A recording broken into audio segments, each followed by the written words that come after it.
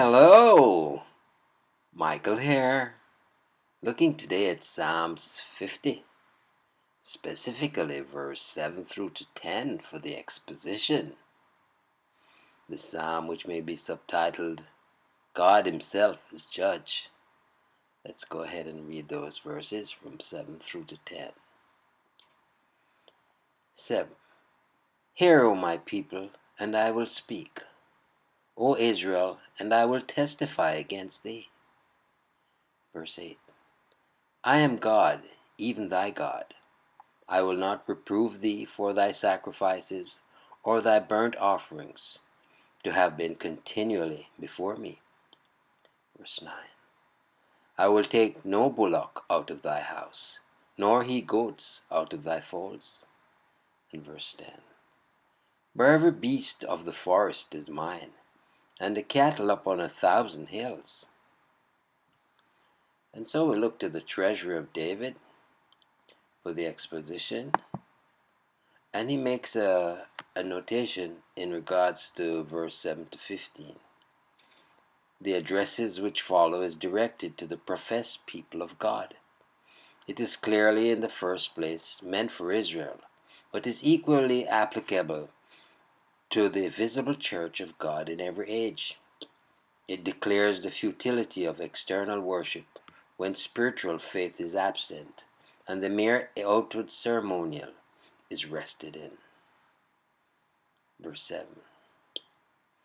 Hear, O my people, and I will speak, because Jehovah speaks, and they are avowedly his own people. They are bound to give earnest heed. Let me speak, saith the great I am. The heavens and the earth are but listeners. The Lord is about both to testify and to judge. O Israel, and I will testify against thee.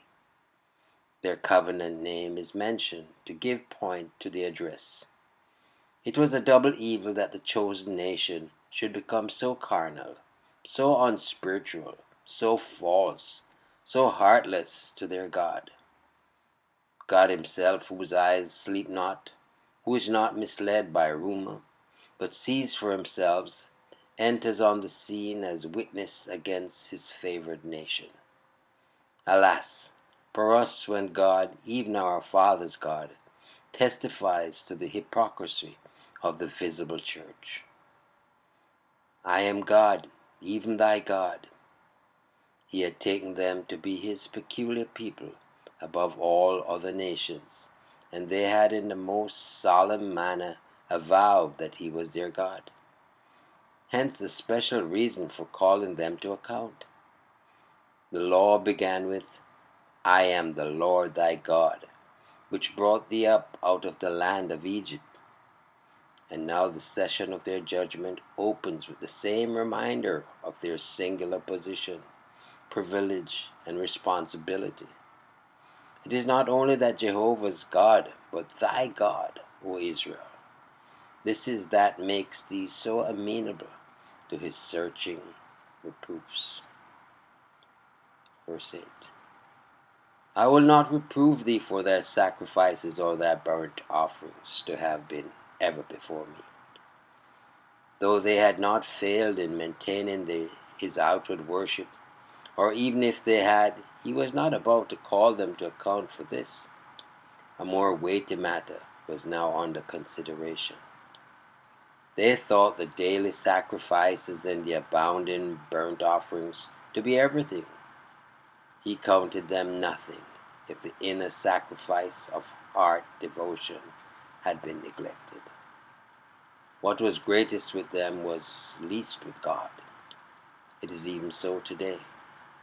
Sacraments, so-called, and sacred rites are their main concern with unconverted but religious men. But with the Most High, the spiritual worship which they forget is the sole matter. Let the external be maintained by all means, according to the divine command. But if the secret and spiritual be not in them, they are a vain oblation, a dead ritual, and even an abomination before the Lord. Verse 9. I will take no bullock out of thy house. Foolishly they dreamed that bullocks with horns and hoofs could please the Lord, when indeed he sought for hearts and souls. Impiously they fancied that Jehovah needed these supplies, and that if they fed his altar with their fat beasts, he would be content. What he intended for their instruction, they made their confidence. They remembered not that to obey is better than sacrifice, and to hearken than the fat of rams. Nor he goats out of thy fields. He mentioned these lesser victims as if to rouse their common sense, to see that the great Creator could find not satisfaction in mere animal offerings.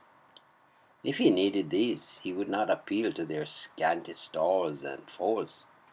In fact, he here refuses to take so much as one, if they brought them under the false and dishonoring view that they were in themselves pleasing to him.